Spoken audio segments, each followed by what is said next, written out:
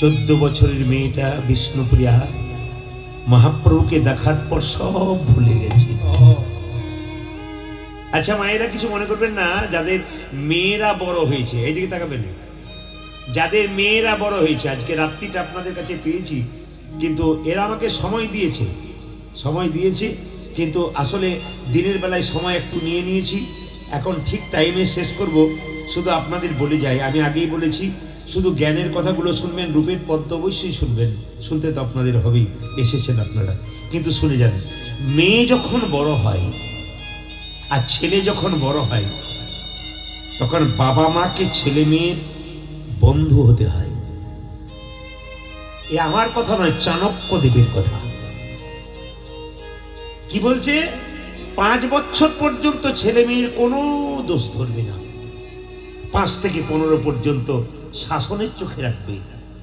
ছেলে মেয়ে যখন 16 পেরিয়ে যাবে, পুত্রা মিত্রা বদাচরিত, ছেলে মেয়ে বাবা মায়ের সঙ্গে বন্ধু হয়ে যাবে, তবে ঠিক আছে।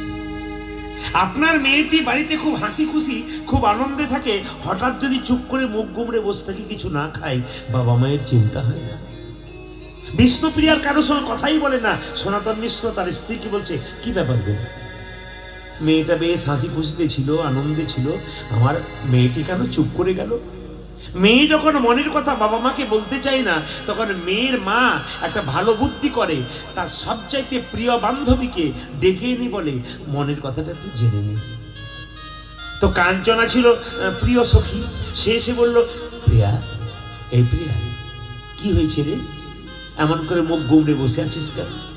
বিষ্ণুপ্রিয়া বলছে, আমি এমন একজনকে দেখলাম, দেখার পর সব ভুলে গেছি। কাকে দেখলি? আমি দেখিনু গৌরাঙ্গ চাঁদে গো, দেখিনু গৌরাঙ্গ চাঁদে, সখী আমি